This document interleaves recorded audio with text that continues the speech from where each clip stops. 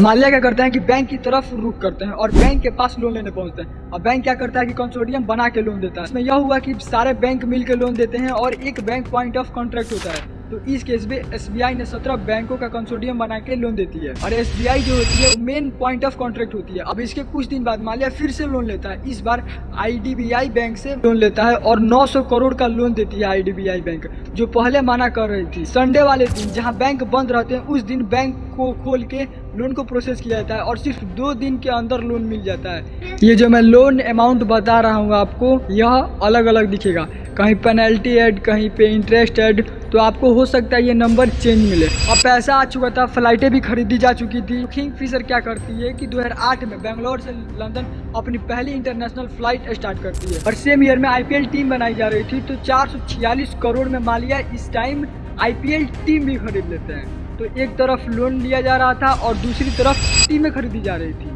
तो अब यहाँ से ये सारी चीज़ें ऐसे चलती रहती है काफ़ी टाइम तक। उसके बाद क्या होता है कि ग्लोबल रिसेशन चालू हो जाता है और जो पेट्रोल वगैरह रहते हैं इनके रेट बढ़ जाते हैं और पैसेंजर जो होता है उसकी भी परचेसिंग पावर कम हो जाती है क्योंकि उसकी भी जॉब्स वगैरह में दिक्कत आ जाती है। तो ऐसे टाइम पे किंगफिशर ही नहीं बाकी जो भी एयरलाइंस थी उनको भी काफ़ी नुकसान हो रहा था। लेकिन बाकी फ्लाइट जो बहुत ही कंजर्वेटिव अप्रोच के साथ चल रही थी, इस टाइम पे माल्या उल्टा करते हैं। इसी टाइम पे जून 2009 में माल्या और प्लेन मंगाते हैं। A330 मॉडल मंगाया जाता है। इसके बाद अक्टूबर 2010 में A380 मॉडल मंगाया जाता है।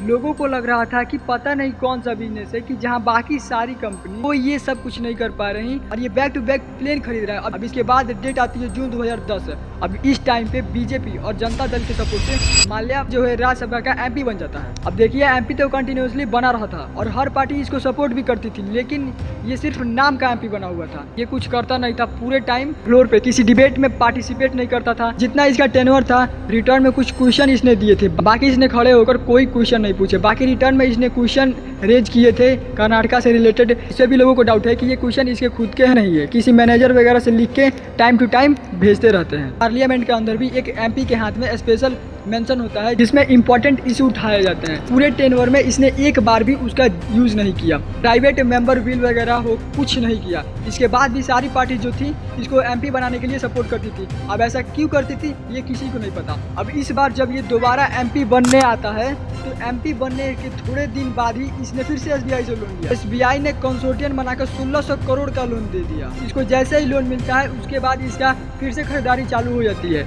ये बोइंग 777 खरीद लेता है। ये पूरा लोन अगर आप कैलकुलेट करेंगे छोटे छोटे बैंकों को मिलाकर इसने कई सारे लोन लिए थे। इस टाइम पे तो 7000 करोड़ से ऊपर का आंकड़ा मिलेगा, कहीं पे 8000 करोड़ भी मिलेगा, कहीं पे 9000 भी, लेकिन ऑन एवरेज 7000 करोड़ से ऊपर का लोन ले लिया था। अब देखिए बैंक अगर लोन दे रही है तो सबको यही लग रहा था कि कुछ सोच समझ के लोन दे रही होगी, सिक्योरिटी पे रखवाया होगा, जैसे एक आम आदमी से रखवाती है अगर उसको पैसा देना होता है। लेकिन ये चीज भी गलत निकलती है, वो भी आगे बताऊंगा क्यों। तो इस पर्टिकुलर टाइम पे क्या हो रहा था कि कॉस्टिंग बहुत ज्यादा हो गई थी। किंगफिशर प्रॉफिट में था नहीं, ग्लोबल रिसेशन आ गया था, ऑयल प्राइजेस बढ़ गए थे। तो यह धीरे धीरे करके जो इसके वेंडर थे उनके पैसे नहीं दे पा रहा था और इसके वजह से कई ऑयल कंपनियां थी जैसे एचपी और भारत पेट्रोलियम, इन्होंने किंगफिशर को बैन कर दिया था ऑयल देने से, क्योंकि पहले के जो बिल्स थे वही क्लियर नहीं कर रहा था। बाकी इंडियन ऑयल जो थी उसने कहा कि बैन तो नहीं कर रहे हैं किंगफिशर को, लेकिन हमें एडवांस में पेमेंट चाहिए होगी तभी ऑयल देंगे। सिर्फ ऑयल कंपनी की दिक्कत नहीं थी, बेंगलोर और हैदराबाद के जो एयरपोर्ट थे इन्होंने भी प्लेन उतारने के लिए जो लैंडिंग चार्ज होते हैं वो एडवांस में लेना स्टार्ट कर दिया, क्योंकि ये लोग अपना प्लेन उतार देते थे और पैसा नहीं देते थे और वो बहुत ड्यू होता जा रहा था। तो इन एयरपोर्ट्स ने भी अलग अलग किंगफिशर के लिए रूल बनाया कि हमें एडवांस में लैंडिंग चार्जेस चाहिए और इसी के साथ साथ लोन की जो इंस्टॉलमेंट वो इन्होंने रोक दी थी, वो भी डिफॉल्ट कर दिया था। कैटरिंग वाले जो थे उनके बिल्स जो थे वो नहीं पूरे भरे गए थे। अब इन सारी वजह से पैसेंजर जो थे उनकी भी कंप्लेंट आने लगी थी कि फैसिलिटी सही नहीं आ रही है और ये जितने भी अलग अलग वेंडर थे जिनके बिल ड्यू कर रहे थे इनको उन्होंने फर्जी चेक दे रखे थे। मतलब ये चेक देते थे,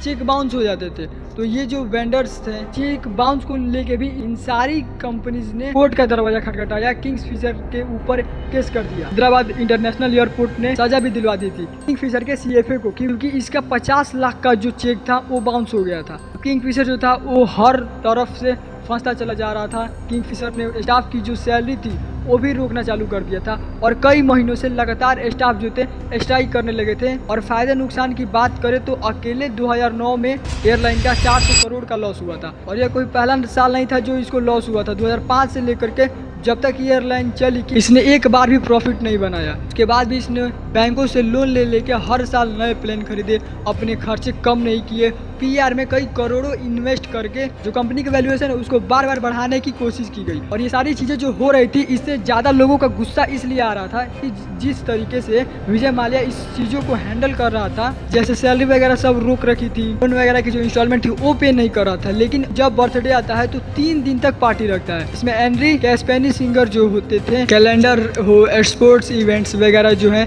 इसमें करोड़ों रुपए लगते हैं। लॉन्चिंग में तो ये सारी चीजें धड़ल्ले से चल रही थी। माल्या ने खुद की सैलरी भी फिक्स कर ली थी। वो किंगफिशर से 33 करोड़ सैलरी लेता था और उसको अपने टाइम पे देता था। इतना सब कुछ होने के बाद भी इसके रहने का जो स्टाइल था उसमें कोई कमी नहीं आती थी। मान लिया इसी टाइम पे थीम पार्टी इसको बहुत पसंद थी तो time to time theme party करता रहता था, भर भर के फेमस लोगों को बुलाता था। और जब अपने प्राइवेट जेट में ट्रेवल करता था तो हाइब्रिड डॉग जिनकी कीमत करोड़ों में होती है उनको लेके करता था। मर्सिडीज कार का बहुत ही बड़ा फैन था। अगर कोई मॉडल को थोड़ा टाइम ज्यादा हो जाता था दोबारा खरीद लेता था। इसी टाइम पे ये यूके गया था तो इसने कहा था कि इसके पहुंचने से पहले वहाँ पे मर्सिडीज होने चाहिए। तो इसके जो टॉप ऑफिशियल थे उसमें से एक था, वो कहता है कि मैं जाके विजय माल्या से बात करूंगा, ऑलरेडी 18 से 20 गाड़ी खड़ी है, पार्किंग की जगह नहीं है, तो खरीदना ठीक नहीं है, इसको हम अवॉइड कर सकते हैं। सेम डे खरीदने में बहुत सारी दिक्कत हो जाएंगी। तो विजय माल्या इतना गुस्सा हो जाता है कि कहता है कि अब मुझे एक नहीं 2 मर्सिडीज चाहिए सेम मॉडल की। उन 2 मर्सिडीज में से एक मर्सिडीज वहीं छोड़ देता है। इसको यूनिक चीजों के ऑक्शन में जाकर करोड़ों रुपए की चीजें खरीदने का भी बहुत शौक था। इसने इससे पहले भी टीपू सुल्तान की जो तलवार थी,